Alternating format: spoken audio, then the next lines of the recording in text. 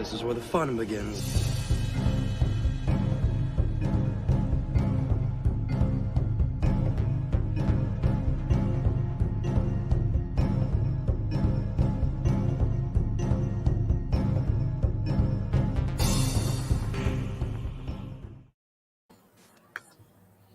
Hello, everyone, and welcome to Talking EU. And today I am interviewing RevKev here, and I'm so happy to have him on here. And of course, this is all about seeing and hearing, experiencing Star Wars through the interviewee or the guest's eyes. So how are you doing, RevKev? I am doing great. Awesome. How are you doing tonight? I'm doing great too, as well. And congratulations on the monetization. Thank you very much. Yeah. I was really shocked and really happy to see that happen. So Exactly. It was great. Yes, it's always a pleasure to see that, and like all that hard work. You were telling me backstage what helped you with the monetization. If you want to share with everybody, it's not Star Wars related, but it's not Star Wars related at all. But my son is really into hip hop culture, hip hop music, and his favorite performer is Kanye West. So whenever he drops a new album, we do videos together, and we just get tons of views of this 50-year-old man trying to understand Kanye West's music. So, and that's what helped you out. It really is. I got like 3,000 watch hours in one video of just us kind of listening to and reviewing the album. So, oh wow. And we get all these comments from people going, "Oh, I wish I had a relationship like that with my dad." And so it's kind of nice, actually. Going, okay, cool. That's awesome. I love hearing that. That's amazing. So so congratulations on that as well. And then everybody who's joining in, just like to share. If you're gonna leave me a super chat, I'm gonna send that towards Lady Toriel's GoFundMe, or the link is in the chat pinned up. If you want to go ahead and set up the super chat, directly go to her GoFundMe. That'd be much appreciated. She's still ill and dealing with some not complications, but with work complications, and trying to get healthy from and recover. So she's going through all of that, and every little penny helps. She's been such a huge supporter of a lot of our channels from the beginning, even before I came to YouTube. And once I came to YouTube and once I became monetized, she immediately became one of my channel members, immediately started supporting me. I've been on her channel before. So I like to just extend that, bit out if you can spare. So thank you guys very much. And then we have the Sentinel. Hello. And he says, hola. Hola. Hola. And then Orange Hat Review is here. Got my own stream, Predator versus Kingdom. Klingon. I can't even read right now. Awesome. Yeah. Friday nights usually has streams going on. And I know after mine, it may overlap. Open Air Lock Policy is going to discuss some Star Wars stuff too, as well. And as well as other pop culture on the spacing tonight as well. So there we go. And let me see if there's anything else before we get going. Any channel member that's coming on tonight, your name will be entered into a drawing to win a copy of Mistress of Rattatak. I'm super excited about this. The drawing will be in October. So there you go. So how are you doing, Rev? We're doing good. Yeah. Okay. Awesome. So, so the very first question I'd love to ask you guys is, what got you into Star Wars? So, like, how did you get involved in Star Wars? How did you come into it? Yeah, well, I've been in Star Wars as long as I can remember. So my father was a huge science fiction comic book nut when he was growing up. So 1977, I'm 6 years old. And I still remember it clear as day. We go to the Regent Theater in Oshawa, Ontario, Canada. Wow. And my dad, we sit in front row balcony seats. I was 5. I was 6. My little sister was with us, who was 3. And my dad and my mom couldn't come because she was pregnant with my other sister. And the movie just blew my mind. Wow. Just blew my mind. It was like literally life-changing because everything after that point was Star Wars. Like just Star Wars. My dad'd be like, "Oh, let's watch Star Trek." I'm like, "Star Trek stinks. Let's watch Star Wars." It's like, 'cause my dad loved Star Trek. He loved not Battlestar Galactica, the Buck Rogers and all those other things that kind of came after Star Wars. Yeah. I'm like, these are garbage. Let's watch Star Wars. So what was so your impression, it was amazing at your young age. And so who impressed you the most in A New Hope, or at the time it was called Star Wars? At the time, honestly, it was Han Solo. Okay. Han Solo was my favorite guy. It was the rogue, the shady character. He had the cool ship. He had Chewbacca. He had the blaster. And just deep down, he's just this big softy. He really was like a caring hero. Yeah. Just stuck in a dark kind of life. Right. So no, I was always into Han Solo as a kid. Okay, that's awesome. Mine has always been Luke Skywalker, but I get it with the Han Solo.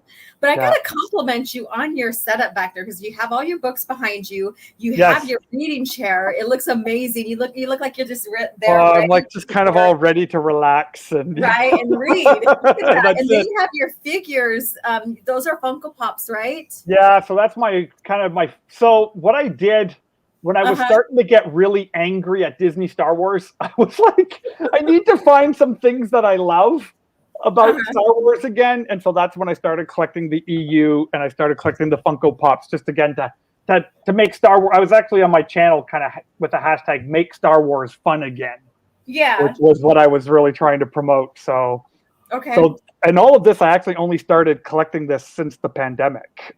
Oh, wow. So very nice collection there. Yeah, I've been bored, stuck at home for the past year and a half. So I think we can also things for another, and I think like with the pandemic and with YouTube and stuff like that, and following each other's channels and supporting, I think it created a nice community of at least some friends and stuff. And I'm honored to be a part of something that you are a part of, and it's amazing. Yeah, absolutely. The community is just fantastic. And I think that's, what I've just loved about it is, we can love Star Wars and love the EU and find the things that, maybe we don't agree on, but actually have a good time talking about what we don't agree on, instead of the toxic side over there. We just kind of ignore that. The dark side over there.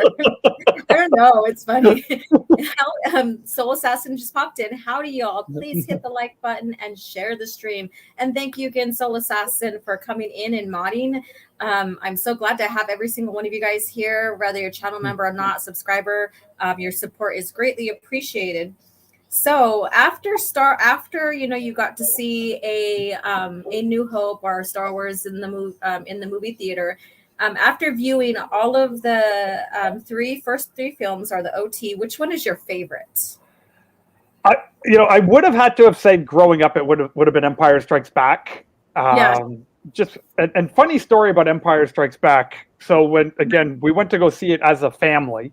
So the five of us went, my parents, my two sisters, and I. We lived close enough to walk to the movie theater. Nice. So we were walking home afterwards, and my dad was like, "Oh, Darth Vader is Luke's father," and oh my goodness, it's incredible. And I was like, "It's not true.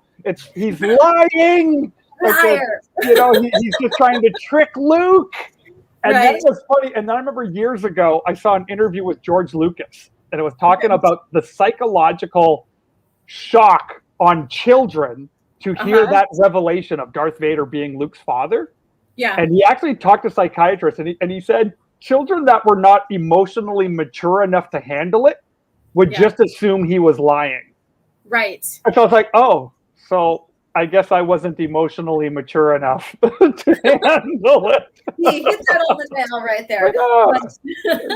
So back then I would have said Empire, but now, kind of as an adult, it's actually Return of the Jedi is my favorite Star Wars movie. So why the shift? Why the change? Because of the redemption of Anakin Skywalker, like that final battle with Vader and Luke, and the music, and Vader tempting him, like with turning Leia. Like it's a power scene. Like I actually have goosebumps on my arms right now just thinking about it. I just got done watching it before we came on. What I did today, because I was cleaning around the house and stuff and doing things, is I watched Revenge of the Sith. I'm like, I'm curious, how is it going to feel to watch the ending of the both trilogies? So I put on Revenge of the Sith and then I put on Return of the Jedi. It was amazing. Yeah. I think those two back to back was amazing. They're so good. Yeah. Mm-hmm. Yeah. So just the whole redemption arc, the whole scene between him and Luke being the catalyst and that hope for even Anakin. Yeah. Well, and just the scene too, like when Luke succeeds, he defeats Vader, he refuses to kill him, he throws the lightsaber away, and it's like, I'm a Jedi like my father was before me. Like he's even like his father's on the ground defeated, and he's still calling his father a Jedi. Like and he's actually showing honor to his father. And honor is a topic that I love and been studying it, because giving honor doesn't mean the receiving person is honorable. Yeah. Right. And so he's still showing honor to his father, who hasn't been redeemed yet. Yeah. Right. My father was this Jedi. Like he still sees this hope in his father, who's like lying there defeated on the floor. And then the Emperor just goes like, "That's so be it, Jedi," and then just zaps him with the lightning. It's just so good. Yeah. Exactly. It gives you goosebumps. It puts everything in perspective. And I was also reviewing the episode 3 commentary, and it got to Ian McDermott's part, being Palpatine and Sidious. Right. And I clipped a little bit of it and shared it on Twitter, but just seeing him talk about it and them sharing the videos and him saying, I could finally say who he is, which is Sidious, that other guy.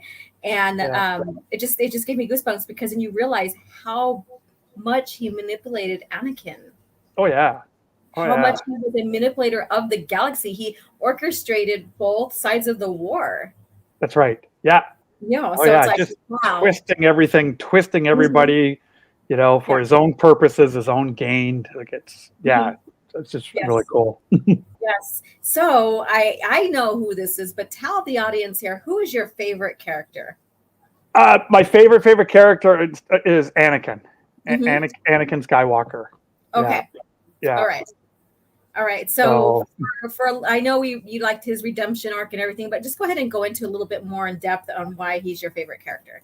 Well, again, it's the redemption story. So you got this, you got this slave, this farm kid, a slave living out in Tatooine, hard life, and then gets this opportunity to become a Jedi. The thing he's always dreamed of. Yeah. But even at that age, he's got a dark side. He's got a side that's not fully developed. Again, whether it's emotional immaturity or lack of a father figure, like who knows what a professional counselor would say are his issues. Yeah. But he has them. Like he's got those fears of loss, like of losing. He's got fears of the struggle with attachment, all of these things. But yet just seeing him rise above his setbacks. Yeah. But then yet still being manipulated and twisted by something he's just powerless to defeat and powerless to stand up against. And then so it's just that whole, the rise of Anakin Skywalker and then his fall. Yeah. Is the ultimate Greek story. Like it's Greek mythology at its best, right? Yeah, the Greek tragedy. Yes. Exactly. Exactly. And so with that, what is your favorite prequel trilogy movie? The prequel trilogy would be Revenge of the Sith. Definitely. I was, you hate admitting this now, but I was one of the toxic people back in the 90s and the early 2000s who didn't like the prequel trilogy. And it wasn't that I didn't like it or that I hated it. It just, I felt it was just disappointing. Okay. Because what I had built up in my head, and George Lucas even said this in interviews, he said, you know what, it's just not, it cannot live up to your hype. Yeah. Right. It cannot live up to what you built in your head. So that's where I was, because I was so immersed into Star Wars and the Marvel comics and the toys and everything that was available. Like I had everything that was available at that time. Yeah. And so when the movie finally came out, it was like I kind of wish it just would have started with episode 2. Like just episode 1 wasn't as, I get it, but it was kind of like, I just start in the Clone Wars and just jump right in. You've got this Jedi, and all the Jedi fighting, and then you could have done a little bit more. So at the time I wrestled with it, but now I watch it and fast forward. As you matured. Well, and there's still some scenes I go, yeah, I'll skip this scene, and then you just kind of keep going.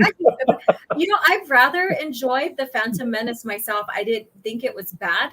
It's not my favorite, and like it's not it's like towards the bottom of the what I like, whatever. But I thought it was really good. I love the pod race scene. I just absolutely introduced to Anakin and all them. Many people have said, "Oh God, we wish we would have seen Anakin introduced later or older." Right. But then we wouldn't be able to see a huge transformation of what was going on and stuff. That's so right. I don't know.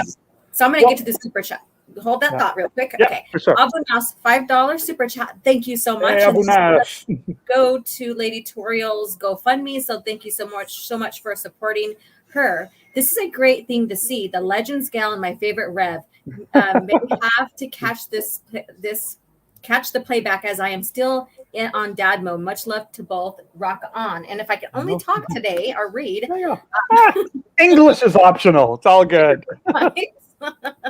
Yeah. Let's see here. Soul Assassin says, repent, prequel hater. I know. There you go. I repent. I'm sorry. Please forgive me. I need to atone for my sins. Right. Yeah. So Revenge of the Sith. So do you have, we're going to get into some EU questions here soon, but I always like to talk about the movies a little bit, because without the movies, we wouldn't have the EU. And we know the EU is a part of the overall canon that gives us more in depth of and story and history of Star Wars in general. But just one last comment about the prequels. When I finally had children and I watched episode 1 with my young kids, then George's decisions made sense because they loved it. Yeah. And my daughter is now 18, and episode 1 is still her favorite. Nice. So it was like, okay, again, because I was like, what, 28 when it came out, that episode, it wasn't fully for me. Yeah. It was in a way, but it was to try to, bring my kids into it. And it was like, dude, you pulled it off because my kids loved it. Yeah. So I'm going to ask this question. I'm not trying to get too much into like Disney, Star Wars and stuff, but do you think George was more or less successful with helping bringing in a newer generation while still keeping and obtaining the older generation when it came to the PT? Oh, absolutely. Yeah, absolutely. Again, I think the older generation, again, we struggled with it because we had built so much of it in our head. Yeah. Right. And so there was this because again, we'd heard all these rumors of like Mandalorian wars and like the Clone Wars and Mandalorians. I remember reading stuff in Starlog magazine. And it's like, oh, like what are we gonna get? And then it's kind of like Jar Jar Binks. Okay, he's funny, but he's not a Mandalorian. Like he's not. Where are the Mandalorian wars? Where's the volcano with Vader being thrown in the volcano? Like where's all that stuff? Right. Which came eventually. Yeah, eventually it did. But yes, and I was like reading like some of the, he said when he made the Battle of Heroes, basically, he based it upon like verbiage from A New Hope and Vader and Obi-Wan or Ben Kenobi's last duel, and then also how he looked when Luke took off his mask, and so when we did that, we got that. He was trying to tie it in because in his initial story plan, he didn't know if he was going to use that battle that has the lava and stuff like that initially for their first and almost last battle and stuff. And so I think it turned out nice how he did that. And just a little side note is like, I know we have the Obi-Wan series coming into play, right? Right. From Disney, George intended for a New Hope battle on the Death Star between Obi-Wan and Anakin or Vader to be their last one and only one, since Mustafar. Mm-hmm. Right. Yeah. Yeah. Oh, absolutely.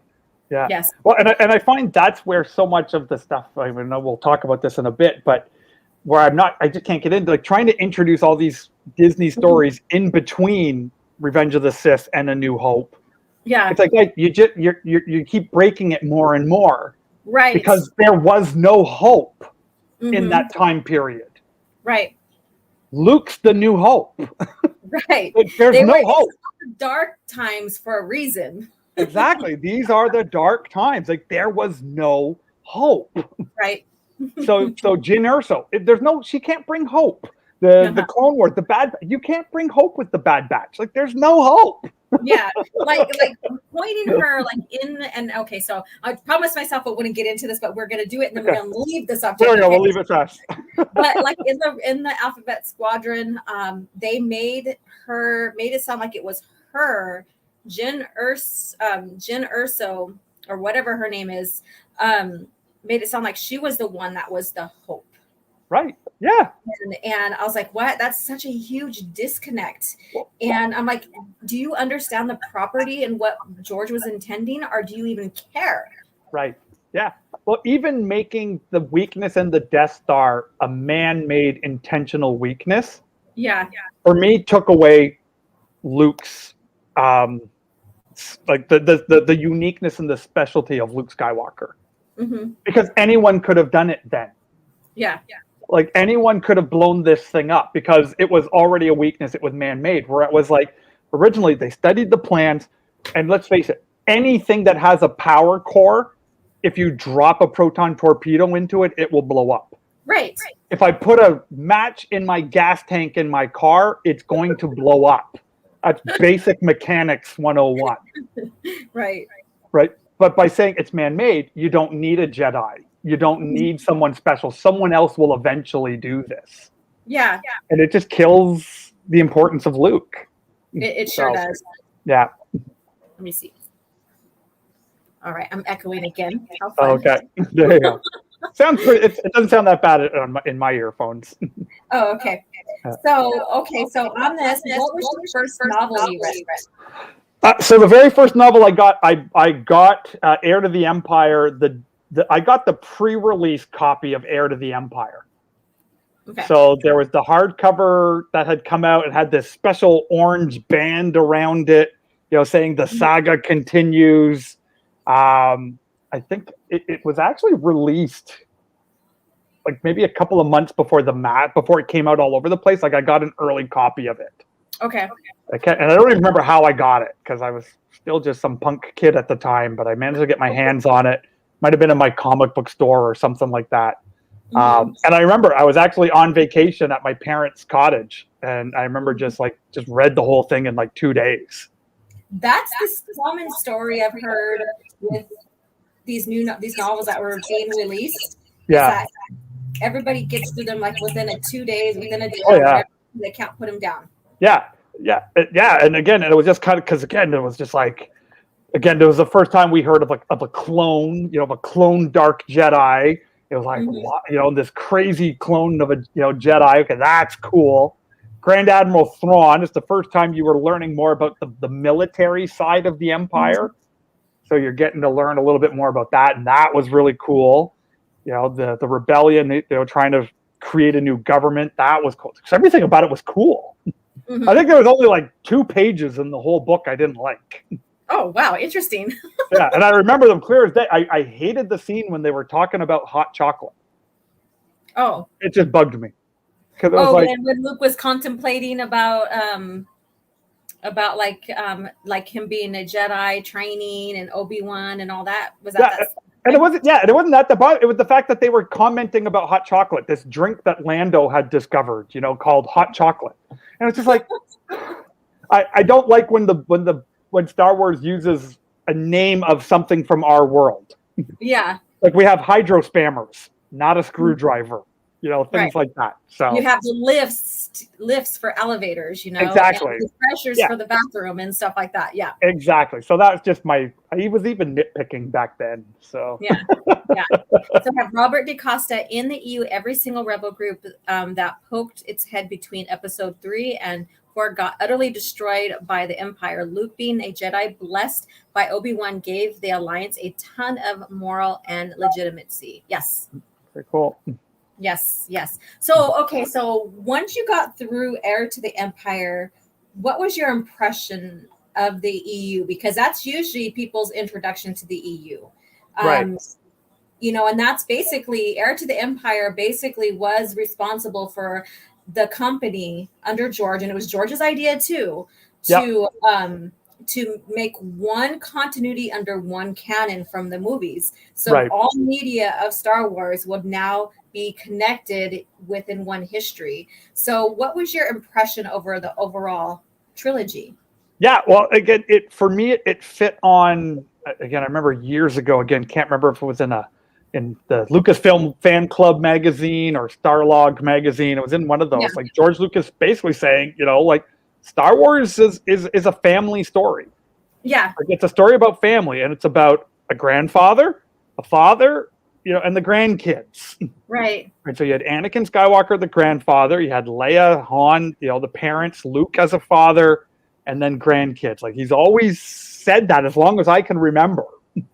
From the late 70s, early 80s. That's what it was always about with this family. So now going, cool, now we're getting Anakin's grandkids. Because that was like, you're getting the pregnancy, like in that first series, right? So that was cool to see. And, and then being introduced to like Mara Jade. And again, that was just a cool concept too. It's like, what do you mean the Emperor had a secret, assassin? And and Talon Card, another one. He's probably one of my second, favorite EU characters. Okay. Just, again, the whole underworld gangster side of things, getting more details about that, but yet still having Han, Luke, and Leia being Han, Luke, and Leia. Yeah. Exactly. It's like their characters basically, even though we have like a 4 or 5 year span from Return of the Jedi to Heir to the Empire and the trilogy there, we see the growth, but their characters still stay true to the arc that was cast from George. Absolutely. Yeah. And I think one of the best things that book introduced and was when Obi-Wan came to Luke to say goodbye. That that Obi-Wan could no longer talk to him.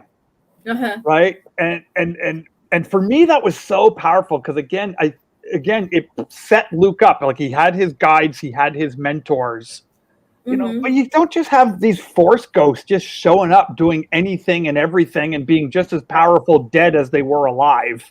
Right. It's like, no, Luke, this is on you now. Right. Like, you're the Jedi now. You're gonna build this. You're like on you, your children, your your nieces and nephew. You're gonna build this new Jedi Order. Yeah. And Obi-Wan blesses him in that. You know, and then Luke saying, "I'm, well, now I'm really alone." And then that echo of Obi-Wan's voice, "No, you're not alone." Oh, yeah. And I was going to say this quote right here. Not the last of the old. Exactly. That's a great one. It's like I got goosebumps. Like the hair on my arm is standing up with that. That's the best line. I do share that. I do clip it all the dang time from my Audible. And I do share it on Twitter a lot, or like on occasion, because that is such a significant verbiage, because Luke is like, I'm the only one left. Yeah. He thinks he's part of the old Jedi Order. And he's like, no. You're responsible for bringing them back. You're bringing back a whole new generation of Jedi, the new order. Exactly. Yeah. So, my God. Yeah, I love that. And so it got me excited again, because it's not like, like we have all these books, back then it was one book and then two books. And then after the third one, it's like, all these, it's like, what's next? Like, what are we going to get next? Right. So, yeah. And then Brightest Day basically says, I just started reading Heir to the Empire. So I'm sorry for spoiling it for you. Yeah, sorry. Spoilers. Close your ears. But if you don't mind hearing what we have to say and stuff, go ahead, stay with us and stuff. I don't want to say go on if you don't want to have spoilers, but I respect, it's a 30-year-old book. It's hard to not spoil. Right. It's hard not to, because there's so much depth in there. So Talon Karrde would be your second favorite character. What'd you think about Thrawn? Again, it was just so radically different than what you'd seen in the movies or even the Marvel comics when it came to the bad guys. Yeah. Right. It was just a different way of looking at the Empire. Because again, like in the movies, it was military and it did have a very, Nazi Germany feel to it. Like it's kind of what it was, imaged on. So you just always got the sense that all of these guys are just bad. Like all the officers, all the generals, everyone's just bad for bad's sake. Whereas Thrawn was different. Like he was, calculating and cunning and smart and a strategist. And it's not that you got the sense that he was evil, like say like Vader or the Emperor was. No, but he was just driven by his ideology. Yeah. Now, his ideology was not a healthy, good ideology, but it's not this crazy evil type of person. That was always the sense I got was which is a scarier villain to face. Yeah, a tactical villain versus an evil, greedy, power hunger villain.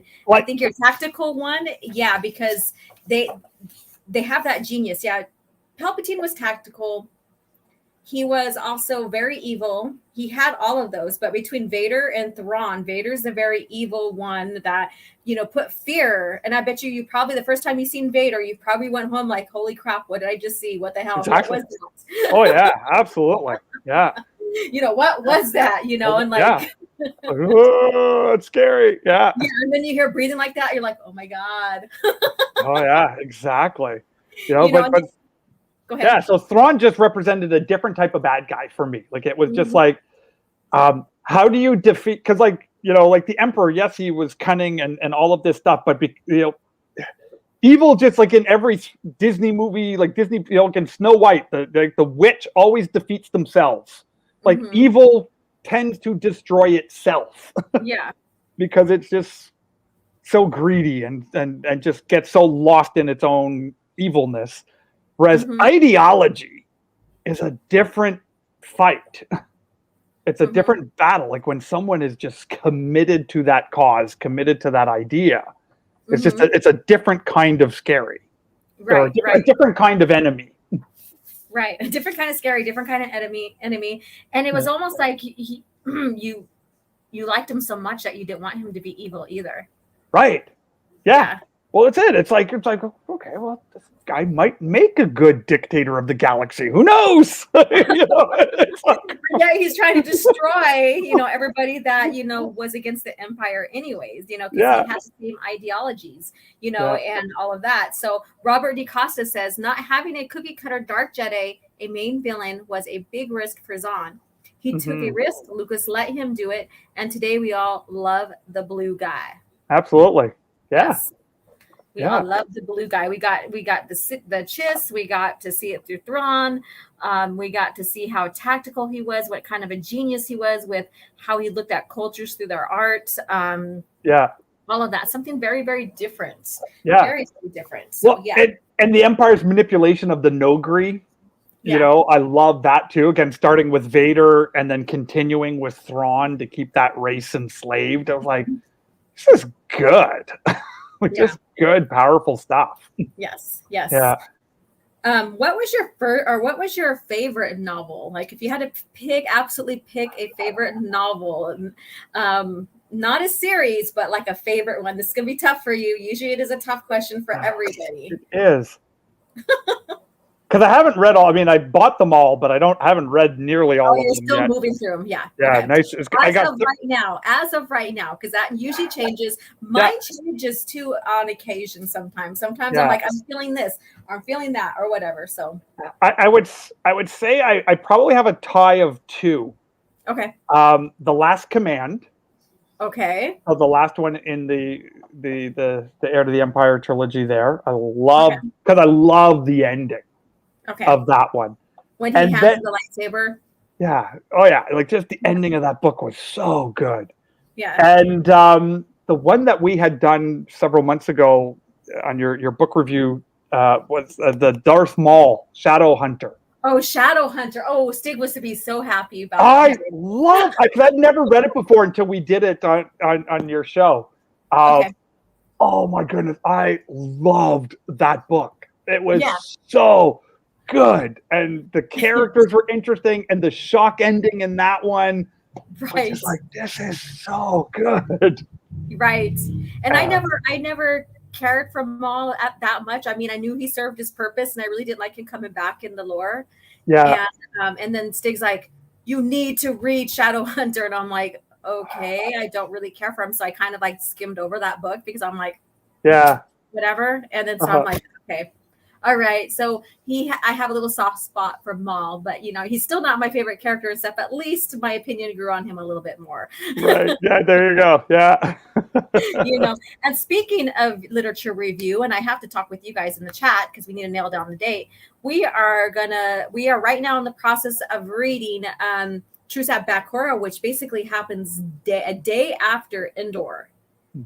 And you get an idea of like what's going on with Luke, what's going on with them, what's going on with the Empire too. You get a little peek on what's going on with the Empire because not everybody knew that Palpatine, like they were destroyed. So I really like the book. It's a fun read. And so we're going to nail down that date. And I think towards the end of October, I'm guessing we'll review the book. So yeah. So those two. So what's your second one again? Or you didn't say your second one? Well, it was the Last Command and the Darth Maul Shadow Hunter are really tight together there. But but I would have to say, yeah, the Last Command.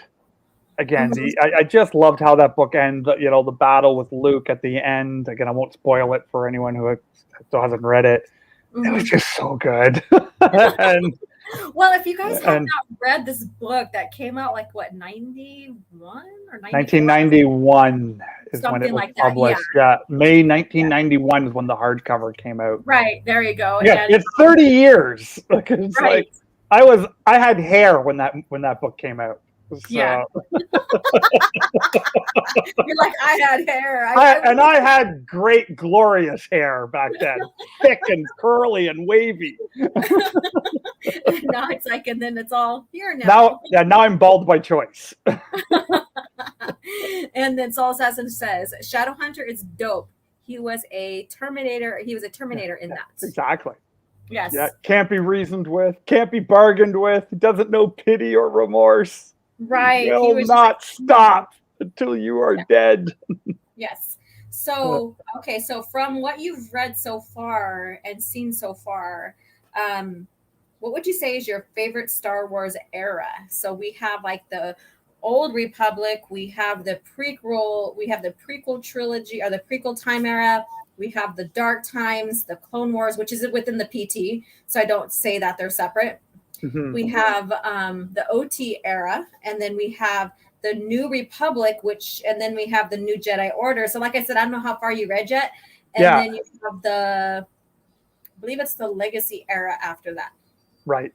Yeah. So when it comes to after Return of the Jedi, so I've read, the Heir to the Empire. I've read the Jedi Academy, and then individual books here and there. Courtship of Princess Leia, which I really like that one too. But then I kind of stopped. I didn't read a lot. I just kind of got out of reading for whatever. Probably college was exhausting or something, or too busy drinking and partying in college to read a book. So those were my dark days. We all go through something. Well, I relate to Anakin's fall. We all have our falls. So, but I think now, I think my favorite stories to read are my favorite. It's probably the older stuff. Like I love the Bane trilogy. Mm-hmm. Like I really like that. That storyline of the introduction of the rule of two. Found that interesting. And I'm enjoying the Clone Wars stuff. So the stuff kind of leading, like that's happening in and around the prequels, and then coming into the Clone Wars. So I just started reading some of the, which one am I reading right now? Hard Contact, I think it is. Oh, okay. I can't remember if that's the first one in the Republic Commando book. Yeah. So I just started reading that one while reading Truth of Bakara as well. Oh, okay. Awesome. So, yeah. That's great. Yeah, a lot of people tend to go, on my experience, like something post Return of the Jedi. So it's refreshing to see, like, okay, the PT era or this time frame where they go back in time. And so that's really, really refreshing. Yeah, because I love the Clone Wars. I did. Like I was like the Clone Wars show. Like when that first came out, I loved Clone Wars. Okay, so which one? You like the movie? Do you like Tartakovsky? Yeah, I saw the movie. So again, the Clone Wars animated movie was the first Star Wars movie I saw in the theater with my son. Okay. So that was his first Star Wars movie. Okay. And so that one just has a special place in my heart, even with Sky Guy and all those silly quotes. But hey, it was the first time seeing Star Wars with my firstborn, so special place in my heart for that. But then the TV show, I loved it, and I loved actually even the original animated one, the cartoon one. Yeah, the Tartakovsky. Yeah, the little 7-minute episodes. Those were awesome too. General Grievous in that was amazing. Yes. What was that big bounty hunter guy, Scourge? Yeah. Purge. I can't remember what his name was. Scourge. Yeah. I think it was. Love that. There was some great stuff in there. So I really like the Clone Wars era. Have you started on any comics or anything yet? I haven't. Okay. So I just started figuring out how I can start reading some graphic novels on my e-reader. I'm reading right now. I'm actually reading the Star Wars, the one that's based on George Lucas's first draft. Yeah. It's terrible, but it's so good. It's like, good thing you didn't make this movie, because none of us would be into Star Wars if they made this movie. Wow, you're like, really, George? Yeah, really? Yeah. It's really bad. Oh my God, that's hilarious. You're like, it's terrible, but I'm reading it. But I'm reading it, and it's just like, man, I can't. It's like a train wreck. You just can't walk away from it. Right. So going back to your favorite character, Anakin, I do like to quiz people now and then on their knowledge with their favorite characters and stuff. Sure. What year was Anakin born, if you can remember? He's like, I don't know. No clue. What year? Couldn't even guess. Okay. Yeah. It's 41.9 BBY. Okay. Do you have at least a little knowing of his back history when he was young? Or have you gotten to that part? No, I haven't gotten into any of that part yet. No. Okay. Exactly. Yeah, it's like, I'm not going to know anything you ask me if it's a quiz on him when he was young. Yeah, I know nothing. Yeah. If you ask me, I can recite the original trilogy word for word, beginning to end, all 3 movies, but the little obscure stuff is like, ooh, go down. I'm not there yet, and that's okay. That's okay. You're still on your journey, and it's going to be an amazing journey. That's it. Yes, it's going to be an amazing journey. So, so what is your favorite storyline of Anakin Skywalker from what you've read and seen so far? Like if you read any novels that had him in there, I know you're still getting into that. So, what was the one? Trying to say, can't look behind me right now. What was the name of the book? It was. Anyway, it's again kind of right before. Oh my goodness, why am I blanking out on this? So when they talk about, when there's the quote in Revenge of the Sith, right? Oh, that time on Nida Modia doesn't count. Yeah. And so they had the book that had that adventure. That's Labyrinth of Evil, I think. Labyrinth of Evil.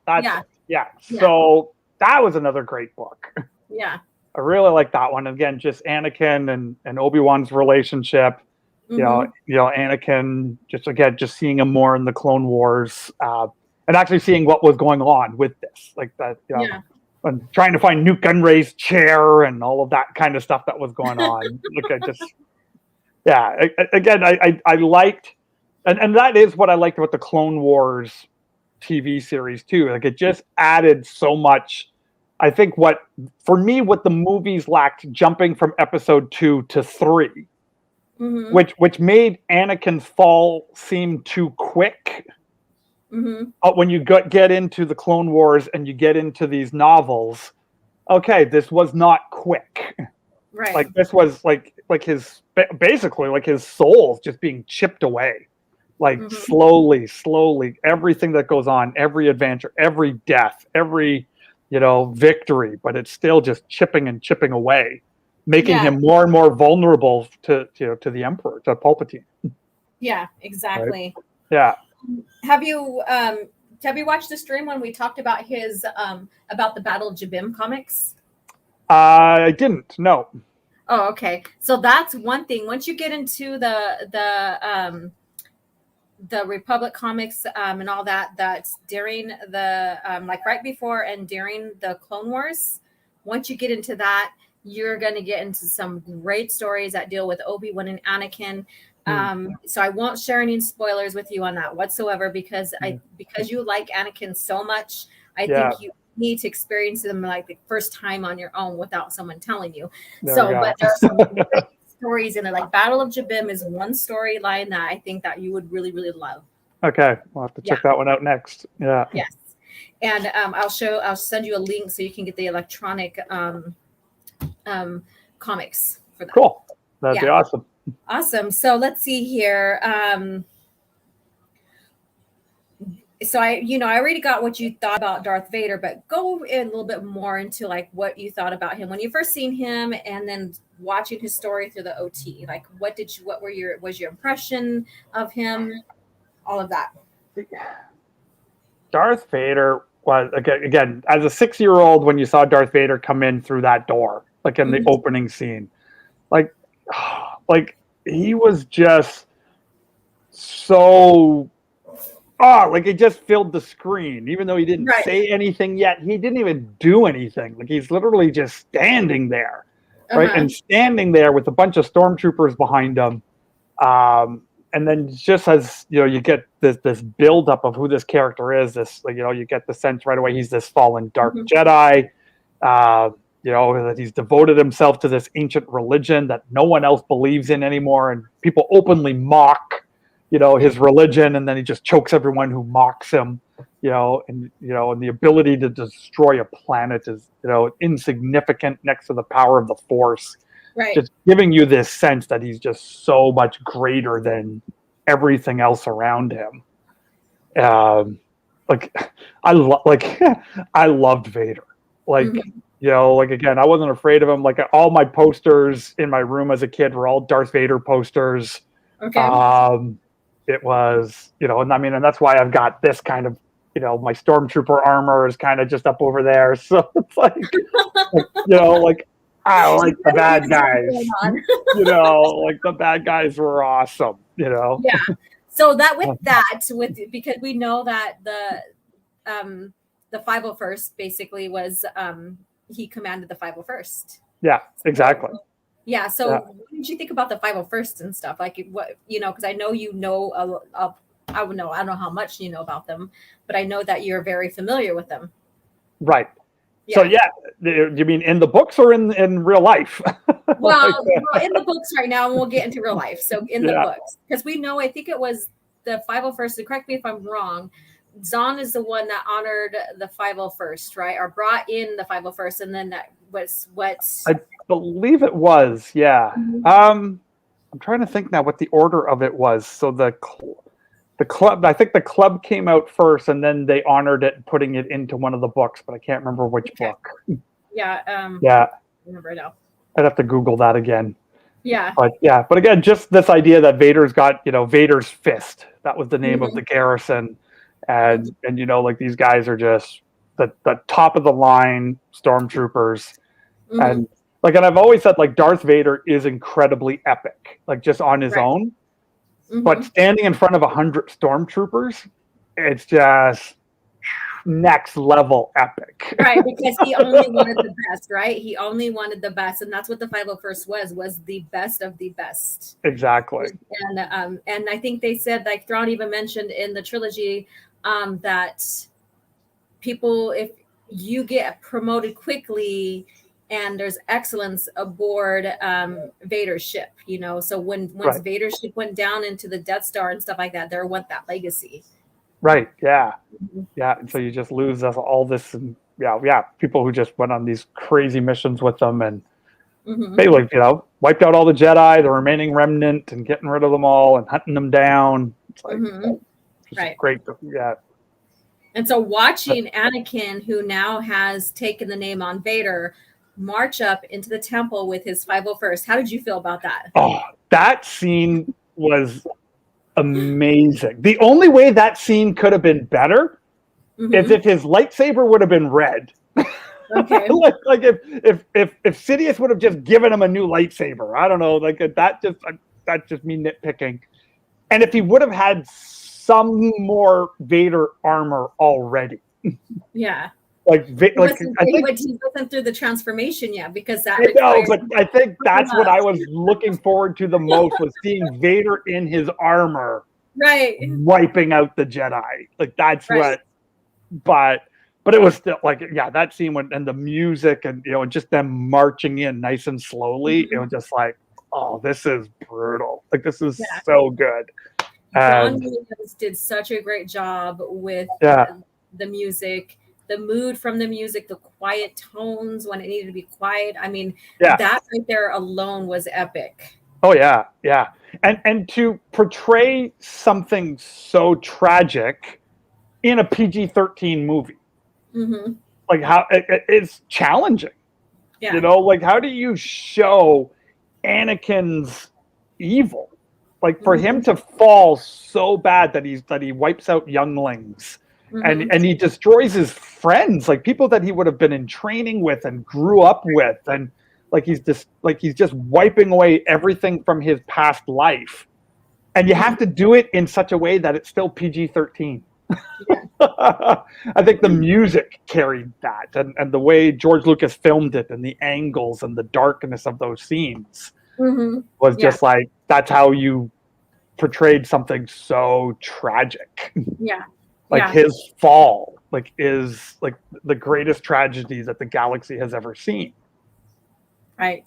Because he's the chosen one. Like the chosen one was not so, like when Obi-Wan's crying out, "You're the chosen one. You were supposed to bring balance." Like this wasn't the way it's supposed to go.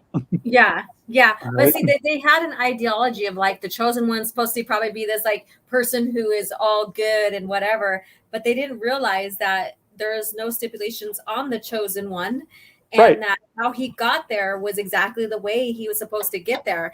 And I think I think it was Han telling Leia in, I don't know if you read Tatooine Ghost yet. I haven't read that one yet. No. Okay, so this is a little tiny spoiler. That's okay. Go for it. When you read it, then you'll understand a little bit more, or you'll be like, "Oh yeah, that's great." But basically, in Tatooine Ghost, Han tells Leia that, do you think Anakin could have gotten as close as he did with Sidious or Palpatine to destroy him if he didn't go down the path basically that he went down? Right. So, yes. Yeah, absolutely. Yes. And so that was amazing. So that's another book I recommend to read. But are you following along literature review? Are you? I am. Yep. Okay. Awesome. Yeah. Awesome. So with Anakin, we know that Obi-Wan is his master. So what'd you think about Obi-Wan when you first seen him in the OT, and then the relationship as we got to see more evolve in the movies and in the EU? Obi-Wan Kenobi was the best thing about the prequel trilogy for me. Okay. Ewan McGregor nailed it. Like for me, he nailed it. He was so good. The way he was able to bring, Alec Guinness's character, that it's like, it feels like the same character, right? While still making it his own. So he was brilliant. The friendship that you got glimpses of, the tension between them and how that played out, and the banter between them, like even the cheesy lines I thought were great. Like, oh, why do I feel you're going to be the death of me? That's a great line. You know, don't we say that for kids anyways? It's like, I feel like you're going to be the death of me. Or we heard of that saying before. Exactly. We all feel that way. Or oh, my kid's going to kill me one day. Like, it's like, you know, it's, you know, so just for, you know, so little things like that I thought were amazing.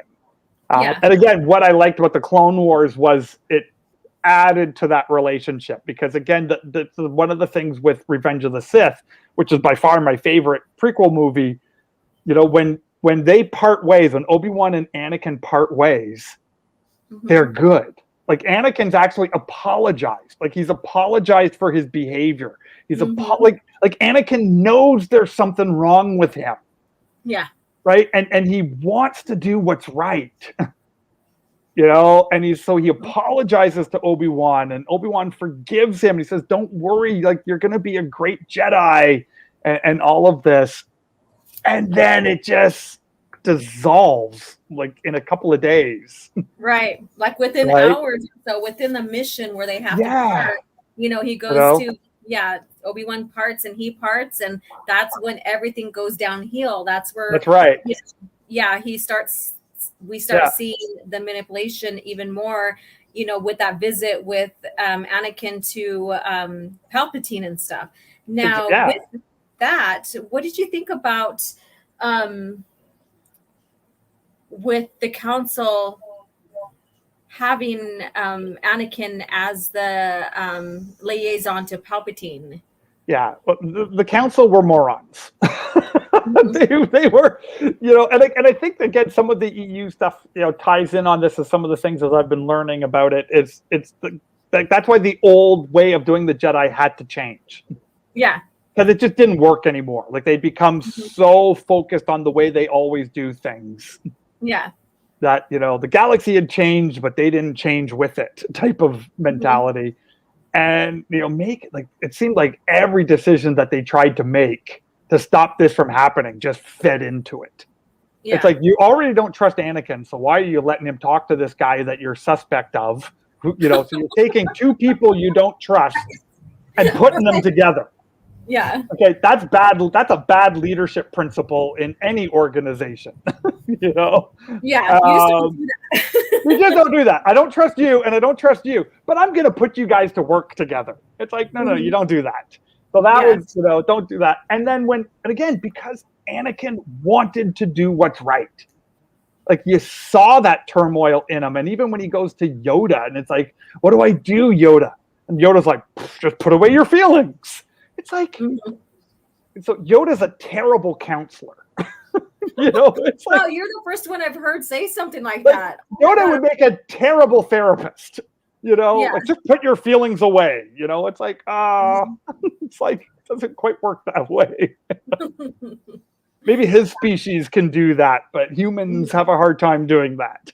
Yeah, and I don't know how far you got really into Luke now, post Return of the Jedi, when he starts creating his order. He still had they still followed some of the ways of the old order, but then also they incorporated new, or they amended some things and some of it he didn't, or he corrected that he didn't know needed to be corrected.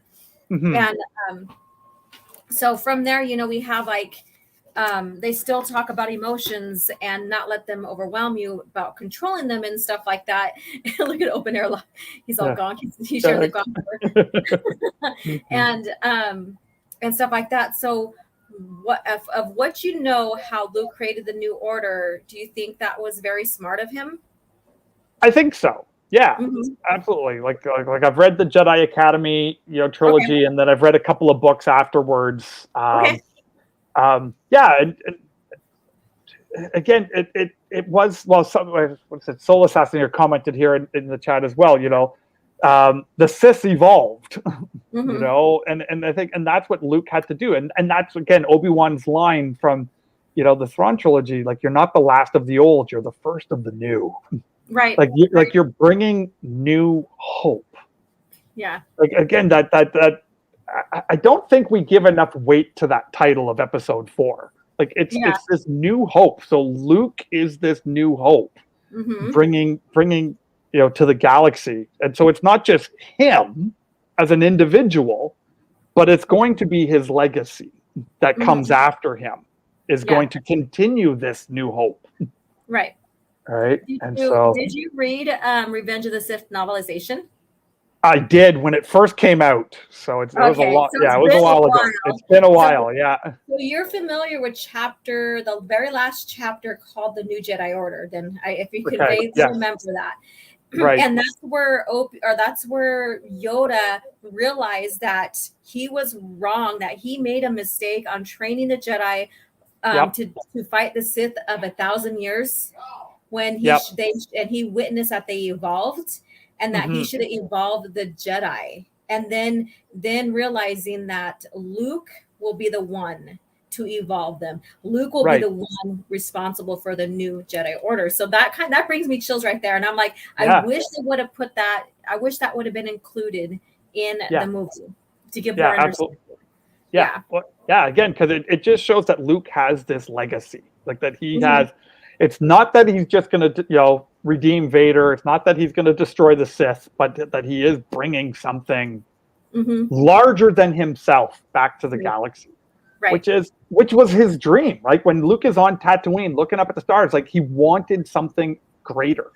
Yeah. And not just for himself, but greater than himself. Like that was always the sense I got with Luke is there's this larger purpose.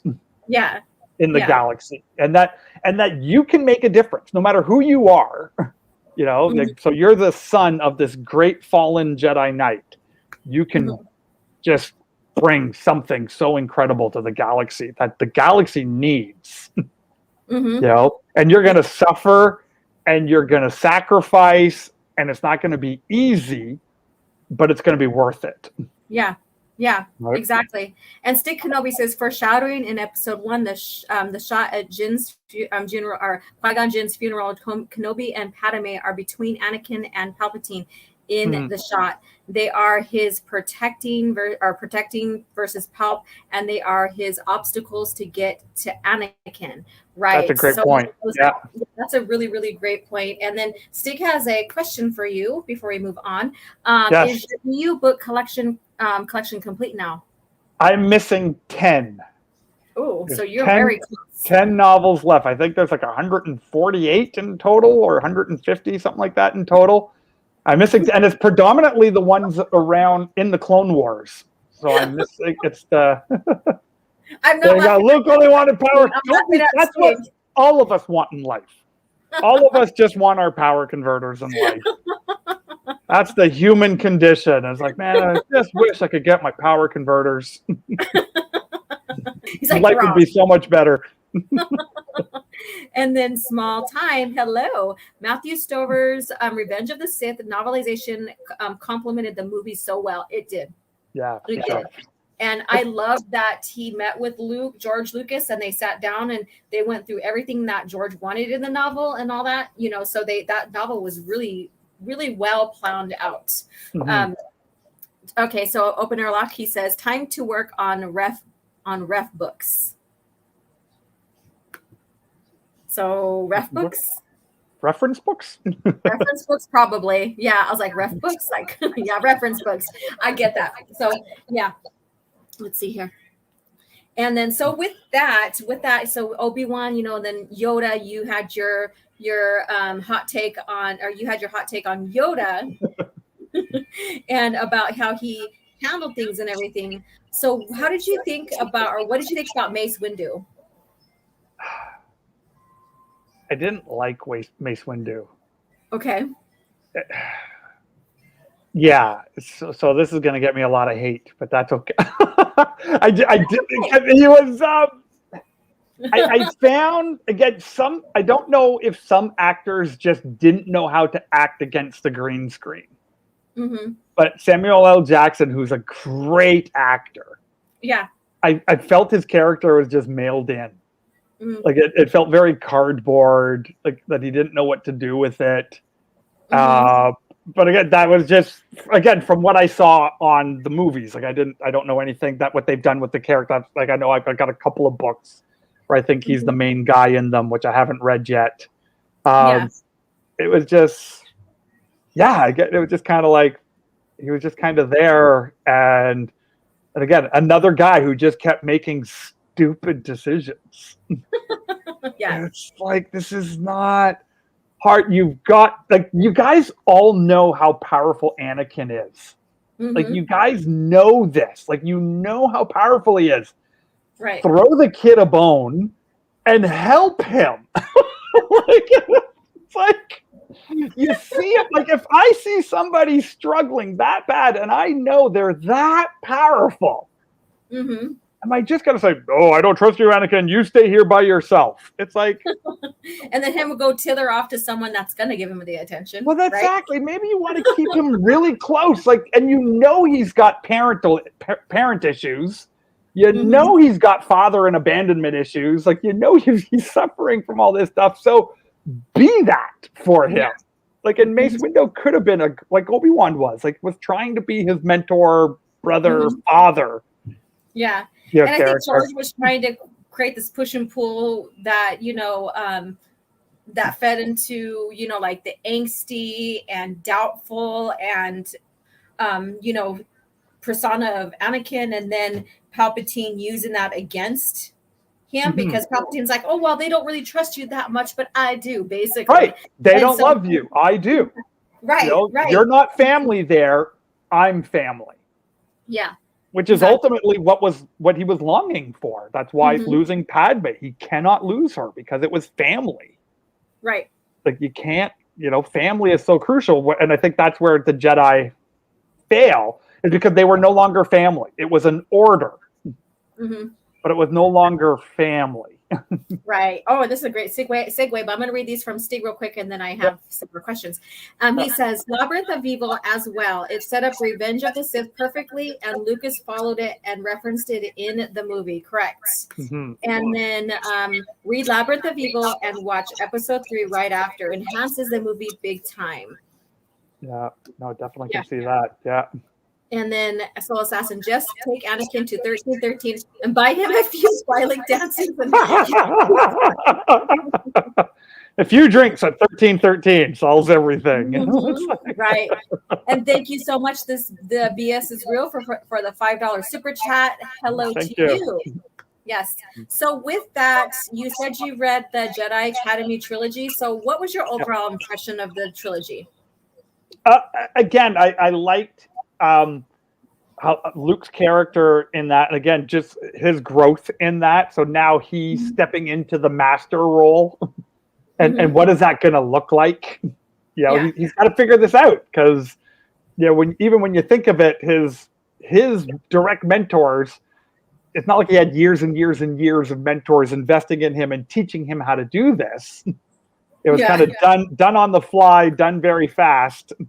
And now he's got to figure out what it means now to be the master, right? And to set up a school, because the New Republic's looking to him, going, like, we can't do this. Like, the reason the Old Republic was successful is because they had the Jedi.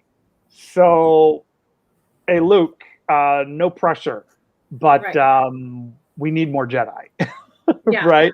So seeing him navigate that and grow in that, I thought was awesome. Again, just to develop his character. And again, never lost hope, struggled with it, had a couple of failures in it, and challenged, but never gave up.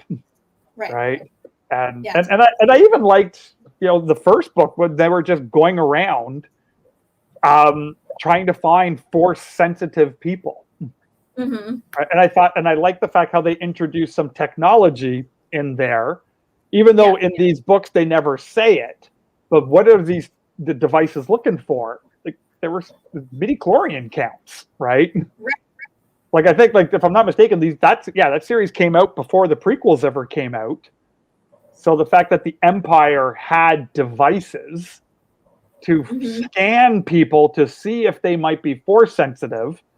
And then we saw them do that in episode 1 when they took Anakin's blood tests, and there's midi-chlorian in there, right? So I thought that was really cool.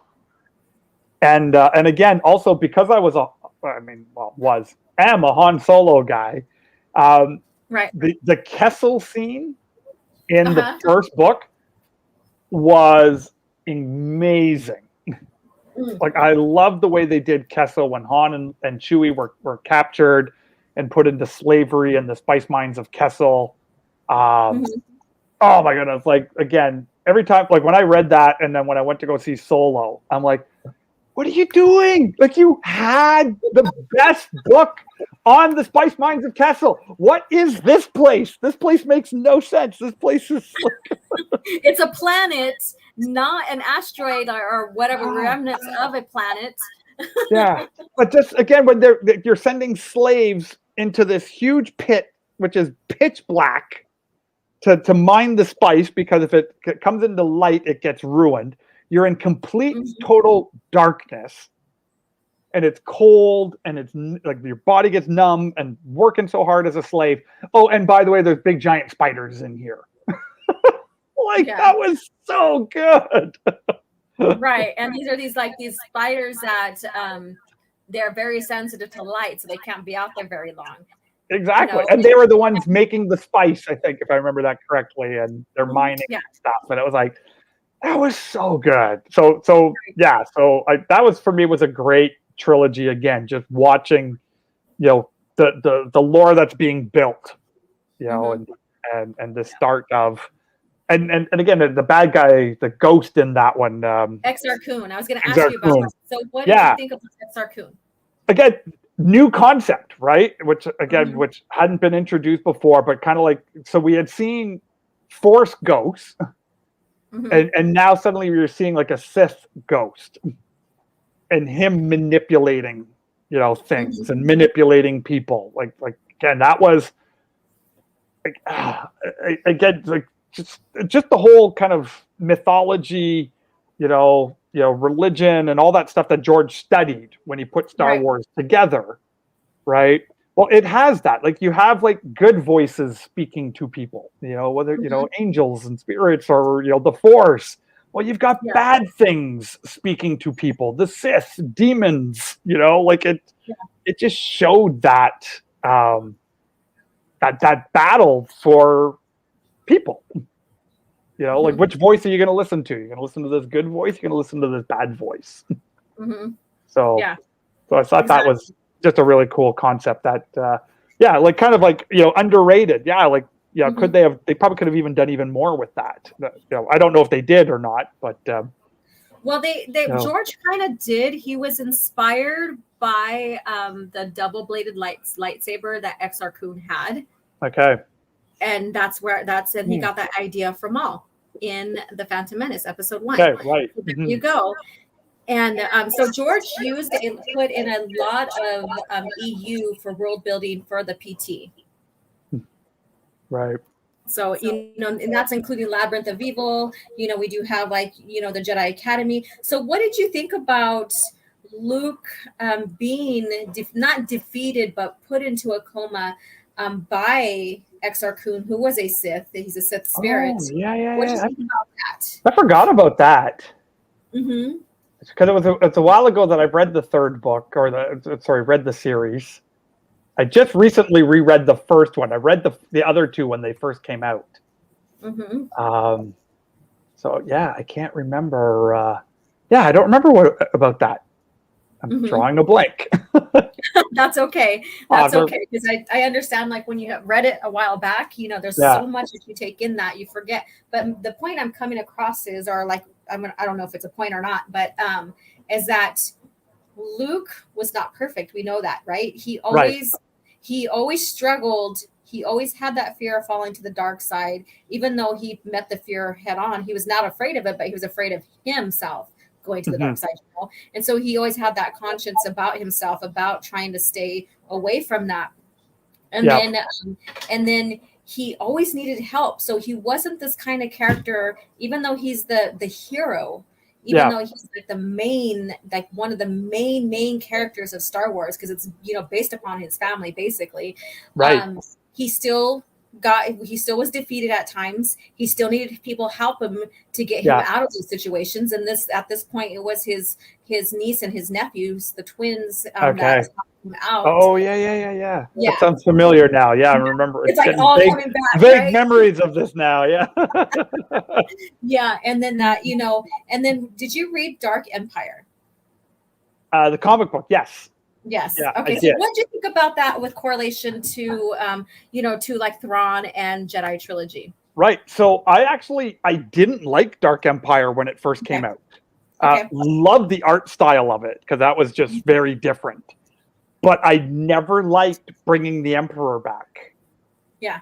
Right from because again, even back I can't even remember that came out the mid '90s when that came out. Like it was like.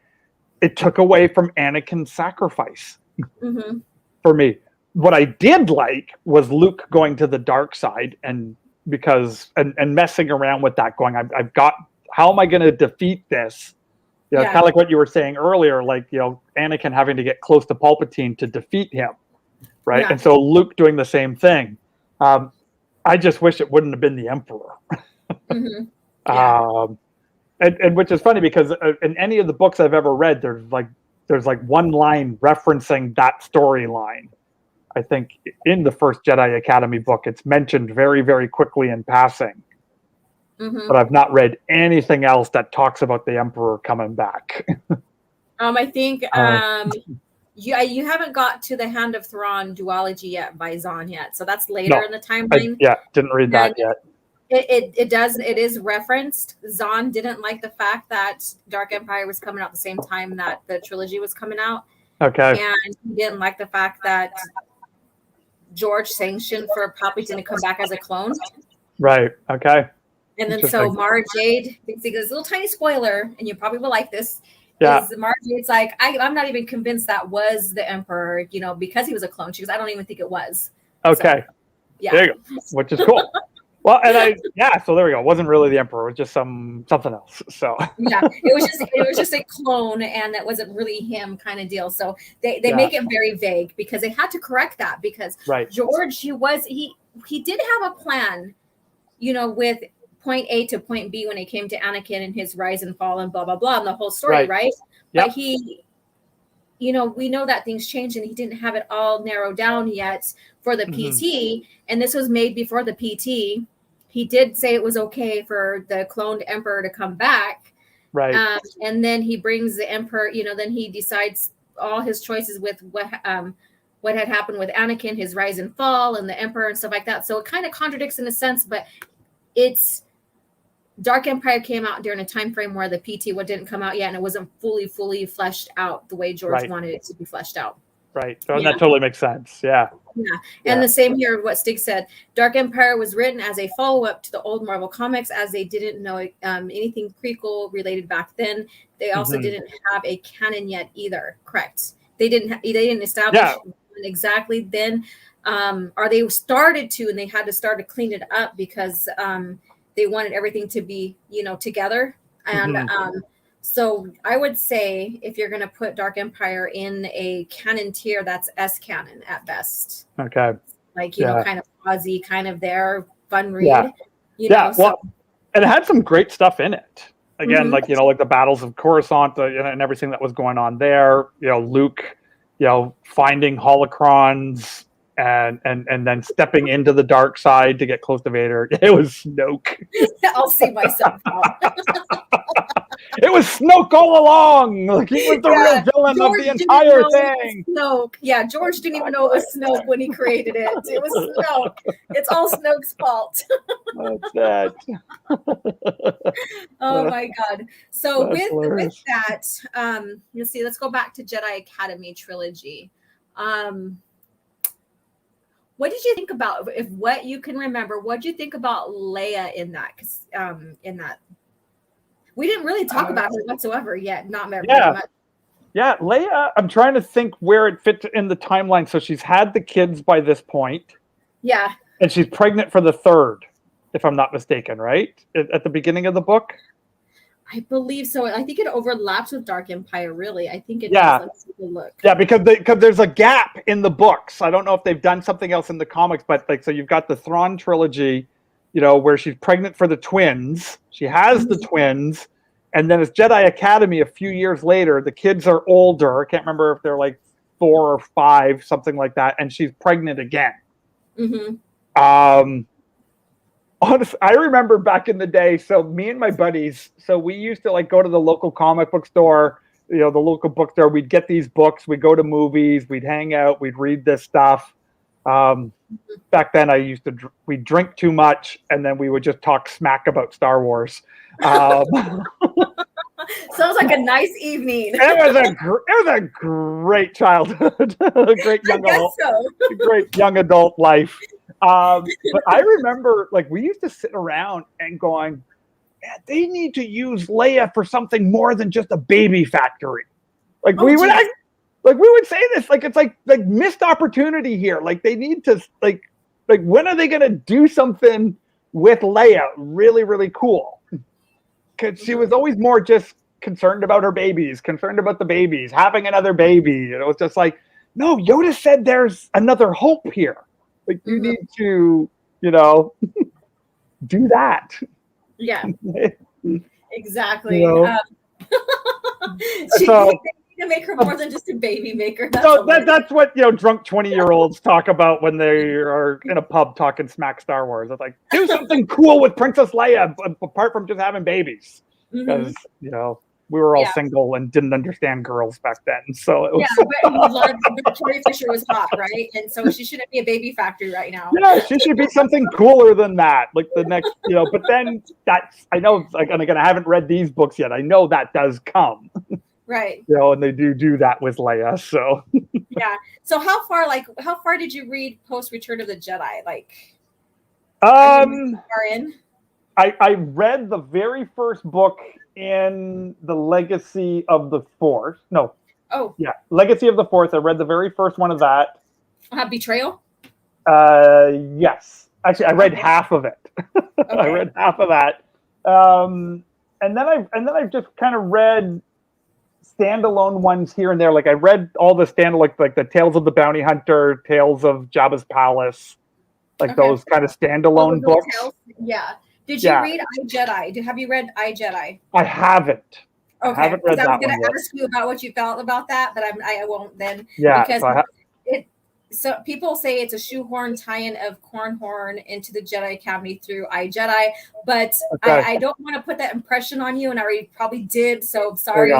But I won't remember it. So probably this is my retirement plan. So my collection of books here.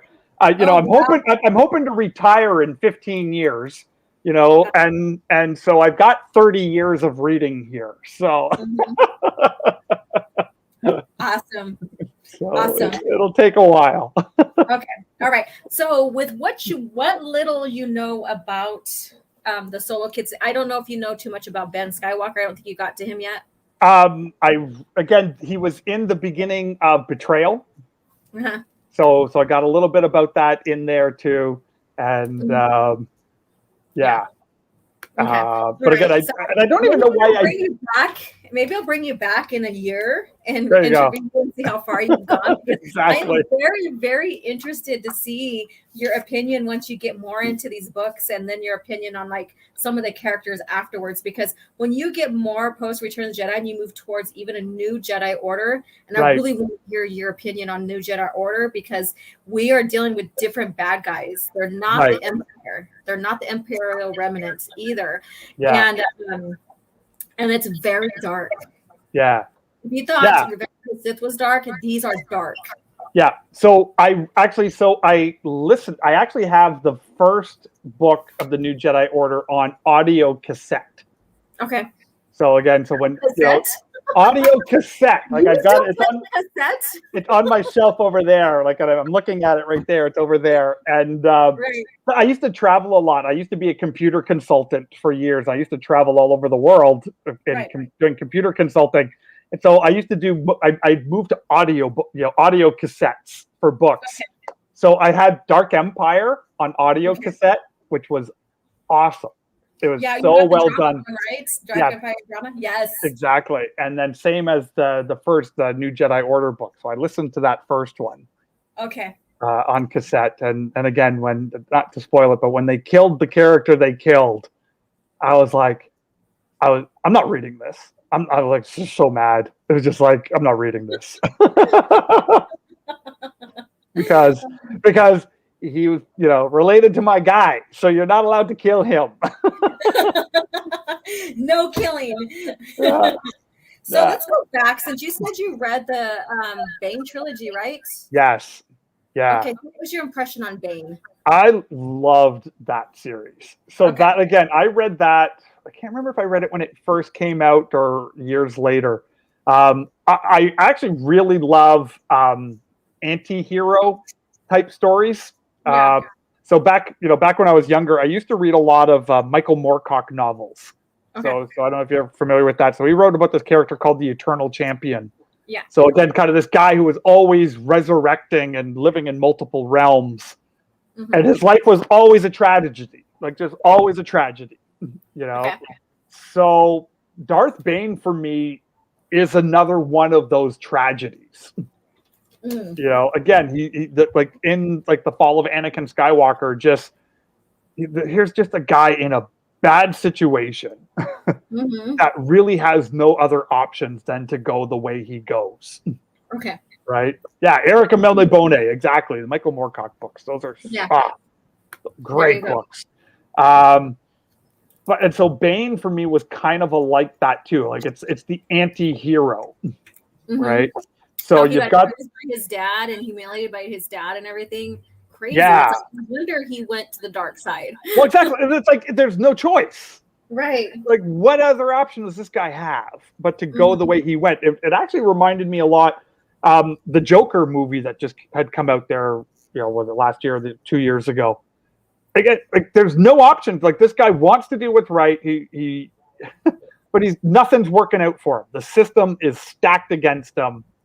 Mm-hmm. You can only become the bad guy. That's the only way to go. Mm-hmm. Right. And so that's what I felt Darth Bane was kind of like too. But then he brought like this dignity to it, mm-hmm. And wanting to elevate the Sith, to something more than what it had become. It had become like this big infighting thing and was collapsing mm-hmm. in on itself. And just like the whole ploy and bringing in the rule of two.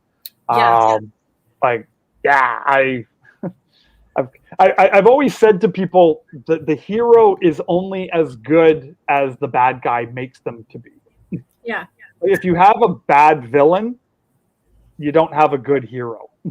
Yeah, that reminds me of a recent trilogy that came out not too long ago. Yeah, I have no clue which one you might be referring to, but do I need to make it obvious? No, exactly. But if the villain stinks and mm-hmm. isn't a threat or isn't scary or whatever, or some kind of opposition, mm-hmm. then the hero's journey is meaningless. Right. And so that's what I loved about. So Bane is one of those kind of villains. Right. And then I know they did a whole bunch of things with him afterwards in the comic books and things like that. But I've read some of them. Mm-hmm. What do you think about Darth Zannah? Darth Zannah. So that was his apprentice, right? In the second book. Right. I'm trying to remember what was. It's funny because I read the trilogy. The first book and the last book are the ones that always stood out the most to me, and I don't remember why. I'd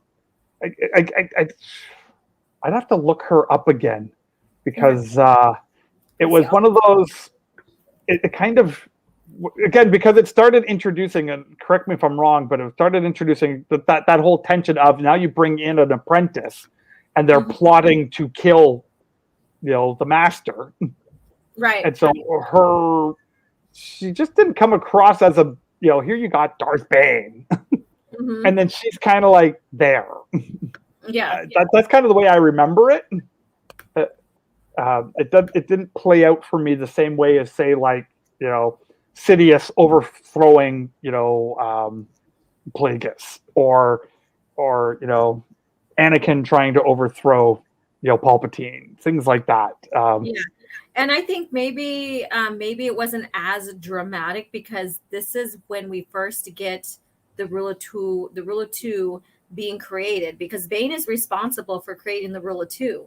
Mm-hmm. And she was very ambiguous with herself, like with revealing herself, and she was also she made herself look like she wasn't worthy, even though she took him down at the end. Right. Mm-hmm. And so she was very conniving. She was very strategic as well. And Steve was right here that there were a trilogy or 2 books about Darth Zannah was going to be coming out as part of some release that we had. There's a bunch of books that were getting ready to be released before the buyout that got and hers too as well. And what's tragic about this and the hypocrisy about this is that they basically said we need more women leads in Star Wars, but then they cancel like the Sword of the Jedi, which is Jaina Solo's trilogy. Right. Okay. Zannah's duology. And so there's these things here that were canceled, but then they're all saying there's no leading women in Star Wars. So, yeah. I know. It's like, yeah. So this is her right here. And so what did you think about Bane creating the rule of two? You know what, for me, I love that idea. Mm-hmm. Again, it's the challenge of evil, of creating bad guys, right? And so having a Sith empire, right, constantly battling amongst itself. Yeah. Right. So I remember when we did the Revan book, that was the first time I had read about that Sith empire. Right. Right. Again, cool idea of this evil, planet where everyone in the planet is evil. Well, the problem when everybody in the planet is evil. No one's evil anymore. No one's evil anymore, but nothing's gonna get done. Right. It's like pushing and tugging and pulling to be number one. Exactly. Yeah. So they're how do you actually have an economy when everyone's trying to backstab one another? How do you actually train anyone to be a Sith Lord when you're just afraid they're going to kill you? So it was I get where it comes from, but it had no place to go but to collapse. Right. And so that's what I loved about the Bane series, where he destroys it. Yeah, but the thought bomb too. He's the one that planted that thought of doing the thought bomb against everybody. Yeah, exactly. And bam, now he's the one surviving. He's the one and he's the one with the rule of two is we're here killing each other. We're not going to get anywhere with the Sith and with longevity. So I'm going to go ahead and make my own order. Right. Yeah, because it became about the way I envision it. So you've got you have the master. So you've got your Sith Lord, which he says has all the power, and then that's not bomb exactly. You can tease about it now, not to distract you from your thoughts or anything. Exactly. So you've got this bad guy who's got all the power, and then you've got the one who wants the power. Right. But ultimately, they have the same goal. To destroy the Jedi. That's the goal. Right. The goal is not to be emperor. The goal is not to rule the galaxy. It's wipe out the Jedi. That's the mission. And so it focuses their purpose. And suddenly you're dangerous now because you have purpose. Yeah. Whereas when you're just fighting amongst yourself for power, control, be the emperor, be the boss, be the strongest, you're not a threat outside of that. Yeah. But he brought purpose to it. And I'm like, dude, that's and that's what I love about the Plagueis book, because then it's that every Sith Lord before him was building towards this fall of the Jedi. Yeah. And then Palpatine makes it happen. Yeah, they atoned. The Jedi thought they were extinct because they hid so well. And even with whatever history is in between that time frame, you have little glimpses of like some Sith going and destroying or killing a Jedi, but then it didn't. There was no way they can link him to a Sith because they thought they were gone. And so I thought that was very interesting how they played that out. Mm-hmm. Yeah, exactly. Mm-hmm. Yeah. And then years of training the Rule of Two to all the way to Plagueis and Sidious. Right. You know, and man, that would be just amazing to have gotten more stories on that. Absolutely. Yeah, because again, that whole Rule of Two, again, because the first time we heard of it was in Phantom Menace. Mm-hmm. You know, when Yoda drops the line, there's only two there are, a master and apprentice, no more, no less. Mm-hmm. And we're all, again, I'm sitting there as someone who's read all the Marvel comics, you know, you're like, what? Imagined all these stories in my mind. Like, what do you mean there's only two? Yeah. You know, I want to know more about that. Yeah, exactly. And then did you know that George Lucas is the one that created Bane character himself? And he also did create the, you know, like the Sith, you know, the Sith history or the Sith in general and the Rule of Two, even though it was through the EU. So yeah. I didn't know that. That's awesome. Yes. So there's a little bit of history behind that as well. So the EU, even if it's a yes or no or changes plot to this, and I give you these ideas, the EU too was still under George's approval and what he wanted. Right. Oh, totally. Yeah. Yes. But and this is what's crazy. I love the arguing and the debate that's going on these days that, that's not true. That's not true. It's like anyone who grew up in the 90s knows this is true. I know. Because we were there. Right. We are witnesses to this. Right. Even the insiders, even the company's magazines and, you know, board and everything like that were like, they would tell the involvement of George. They would tell the involvement and of how they wanted it all connected to the movies and stuff, you know? So, I mean, it's a no-brainer. These people just want to be ignorantly stupid, stuck in their ignorance. That's all. I've got Lucasfilm fan club magazines in a box in the storage room that I could dig out one year and find these articles. Like we know this is, we were there. We were living this. Yes, exactly. Exactly. And then so we have Assassin. Amazing how the Sith were so good at hiding that they secretly influenced governments. And yes, politicians build buildings with Sith markings and runes under the Jedi nose. Right. Yeah. Right. That was brilliant. Like the Jedi's like, they're gone, they're extinct. And then all of a sudden, I'm like, what? Yeah.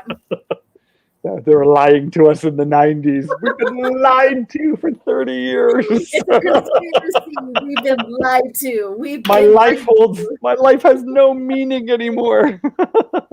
I must give up on Star Wars now. It's all a lie. It's all a lie. And then sadly, Disney destroyed the Sith lore, erasing Korriban and other dark side nexuses because they are not woke enough. They basically rewritten the Rule of Two. Okay. Just plain and simple. They did. Yeah. I have no clue what they've done because I'm not reading any of it. Yeah, I stay on top of things because I like to compare and contrast. There's so much I haven't done a compare and contrast video, and the next one I want to do is, and I kind of put it on the back burner, is Rogue One versus Dark Forces. Okay. Oh, yeah. So comparing those two. Right. So, yeah. So be a lot of similarities. Yeah, there's a lot. There's a lot that they take, and it's like, why did you just toss the EU if you're just gonna take the same thing? Yeah. Well, just make the movies from them, and like if you want to just show a Rogue One and how they got the plans, you already had the outline for it already. That's right. Exactly. Show the true characters. Show the true story. I think people will be just as happy. So yeah. And Korriban forever, not this BS Morriban nonsense. Yes. So, well, we're going to start wrapping this up here. So, like I said, I probably want to bring you back within a year or a year or so. Just that would be great. I know you're reading because there's so much for you to discover. Like even with like getting where we have a more seasoned Luke Skywalker, like in New Jedi Order or Legacy. Right. I think you're going to be really pleased with it. At least I think from hearing you talk and everything, I think you're really, really going to be pleased. Like my favorite book in Legacy of the Force is Inferno, and it's like one of the middle books. Okay. And, it shows, and this is like what 30 something odd years after Return of the Jedi, I'm guessing. I'm just like going on the top of my head. Sure. And we get to see his nephew Jason Solo and how strong he is, but then we also get to see how much of a strong, confident character Luke Skywalker is with his abilities. He pins his nephew down without even signaling through the Force. Okay. Yeah. Very cool. Yeah, so it's a phenomenal read right there. That's like the full series and stuff. So I'm excited for that for you. Yeah, no, I'm looking forward to it. And that's kind of the plan right now. So I'm reading the one Clone Wars book right now and reading the Truth of Bakara right now. Okay. But then the plan is to go back. I want to, I read the first Jedi Academy book. My wife and I, we went on vacation for our honeymoon. So in between honeymoon stuff, I actually finished that book on that. And so now I want to read the other two. And because what I'm doing is I actually have a group of friends and we play the Star Wars role-playing game. Wow. And I'm basically taking EU books and putting them into the role-playing game. So little things that we're reading in the EU books, I'm introducing to my player characters. Fun. And doing that. So that's why I'm getting back into reading more of that timeline now. So how far did you get on to Truce of Bakara? What chapter are you on? Oh, I'm right at the beginning. Like I'm on chapter 2. Oh, okay. All right. So you're kind of at like where Luke is at without he's feeling and stuff like that. Okay. Yeah, because this is the first 2 weeks of September are my busiest times at work. So it's like, so now that's all done. So now I can start reading again. Awesome. So what's your impression just on the first 2 chapters? Just, I mean, we're not doing literature review. I just want to hear I like the fact, and in every book that I've read in the EU, and even in some of the books that I wasn't as keen on, because some I like more than others. Right. But they're always honoring of the characters. Like I've never found anything big in there that goes, this person doesn't like Luke Skywalker, or this person doesn't like Princess Leia, or they don't like Han Solo. Like I've never ever felt that way compared to new stuff that's coming out now, where you're watching going, do you even like this guy? Like, like you did an awful job on here. It's like you hate him. Right. It's like when we get The Last Jedi, it's like, dude, we could tell that he didn't like Luke Skywalker. Really, he didn't. Oh my God, yeah. Seriously, you really don't like Luke Skywalker. And I've actually felt that since Rogue One. Like they don't like Luke Skywalker. I remember telling that to my 501st friends, saying, "This movie's terrible. This movie's terrible." And they're like, I almost got kicked out of the club for saying that because right away I felt. So so even with the first couple of chapters, it's like they understand the characters, they know who they are. They're trying to bring something new to it. They're trying to put their artistic flair, their stories into this story. Right. But doing it in a way that's honoring, respectful, and moving the story forward. Right. Like even though there's little glitches here and there, it's not a perfect canon. There's little things like, I think this might contradict this a little bit, but nothing major. But it moves the ball forward, and that's what I find with this already. Yeah. Yeah, and so people who are just wasn't on in the beginning, literature review. We are right now reading Truce at Bakara. Like towards the end of October is when we're gonna sit down and have the review on the channel here. So I'm excited. And so that's what we're discussing just a little bit here. So so go ahead and tell us where we can find you at, and announce when you're going to have your live stream. Yes. For monetization. Yeah, so you can just search on YouTube for RevKev, and you should find me on there, or the banner there called the Geek Corner. Been having lots of fun on the channel lately.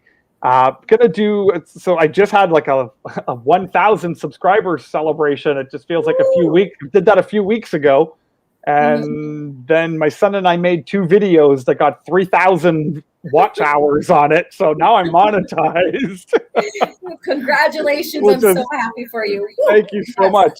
And so I'm excited about that. So I'm just going to, we're going to turn the camera on Monday night, this coming Monday. My son's probably going to pop in. He's going to educate me more on hip hop culture. We'll talk music. We'll talk Star Wars and whatever else comes up. So it's just going to be, mainly I just need to start testing all the features that have opened up now that it's monetized. So I don't know how any of this stuff works yet. Yes, it takes a little while. You'll get used to everything. Do you have any like set time frames for your lives that you do? Do you have anything coming up other than that? I haven't done anything live yet. This is one of these things I'm trying to rebrand myself a little bit here, because I realize my channel is a little bit eclectic on what's on it. Like I do like talking. Basically, I started the channel with the goal of making Star Wars fun again. Right. Because I have really felt that Star Wars was not fun anymore with Disney. And I want to have fun with Star Wars. So I talk, expanded universe, Star Wars role-playing game, and the Star Wars miniature games as well, that I play. So I bring all those things in there. But I also like to talk about things like leadership development. I like to talk about mental health, spiritual health. And I'm also studying to become a DDP yoga instructor. That makes my heart so happy. Oh my God. 50-year-old guy trying to learn to be a DDPY instructor. I am. So I'm yoga teacher training for it. Exactly. So I'm How long was that training? I had to do 100 hours of practice plus 20 hours of teaching, but it's only level 1, so it's kind of a level 1 fitness program. I'm getting certified in. So I've done I've done the 100 hours. Did the 20 hour, I'm up to 40 hours of teaching already. I took my written test already. We got an 89 on that, so I passed that. So now I have to film myself doing an hour-long class. I did that, sent it off to my coach, and he chewed it apart and said, dude, no, do it again. So I might do that next week. I want to have that done by October the 11th. Just that's the deadline I gave myself. So hoping, and so just doing. I really believe in being well, mentally, emotionally, spiritually, and physically. I think those 3 things are so important. I totally agree with you, and I'm on the same track as you can tell. Yeah, you're going to be a yoga Jedi master like me on Twitter. Hashtag yoga Jedi master. I still look at your pictures going, I'm level 1. I'm never doing any of that stuff. Awesome. This has been a great conversation. And again, like I said, I want to go ahead and bring you in like in the future sometime after you've read more into the EU. And I was adoring your books because you don't have any Legends labels on your books. I know. So I've been very intentional that way in collecting these. I think I only have about 5 or 6 of them that have the banner. Okay. And so I'm slowly replacing those ones. But like I said, I'm only missing 10 more, and then I've got them all. Awesome. And I've got 4 with the banner that I'm replacing those ones. So it's all pure EU before the Disney, before the dark times. Before the dark times. All right. And everybody in the chat, thank you for joining. I believe I'm at the end of my schedule right now. I think maybe we might have one more Fall of Night on Tim Open Airlock Policies channel. No, that's on the 2nd. So you'll see me on Open Airlock Policy on the for Fall of Night on his channel. And that is, I believe it's like 9 p.m. Pacific Standard Time, my time. So I look forward to that. I will have another week off in the beginning of October because I won a scholarship to do advanced yoga teacher training for a whole week. Cool. So I won a scholarship, and so I'm going to go ahead and do that. And it's online. I don't have to go to the location. It's online and in person. So I chose online so I could stay home and still attend to everybody that needs me home, here at the house. And so I'm very excited about that. So that week will be off. once, and then we'll resume back to the channel. And I look forward to bringing other people in for Talking EU. Those who are coming in and not knowing what Talking EU is about, it's about bringing guests on and having them share their experience with Star Wars through their own eyes, through their own, their take. Everybody has hot takes. Miss Martin muses. She talked about Qui-Gon, and man, that just lit up the chat. And then we have, RevKev's with his Yoda one. And but it's okay because we all interpret, we all experience it in our own way. So my experience is not going to be the same as yours, Revs. It's not going to be the same as Stig's or Soul Assassins. And that's what's great about it. Right. Great about it.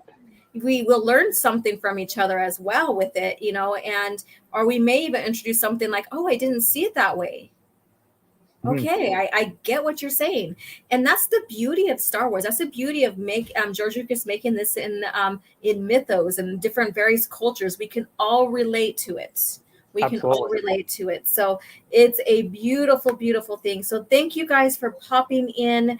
And I am so glad to have you here. And again, I will talk to you about some future Talking EU so I can check on your progress and see how much you read and what your experience is with, because as we get deeper into it, sometimes things shift, just like when you said with the movies, it shifted with you after, from growing up and with Empire Strikes Back being your favorite, then now Return of the Jedi is. So there's that shift. Always there's that shift.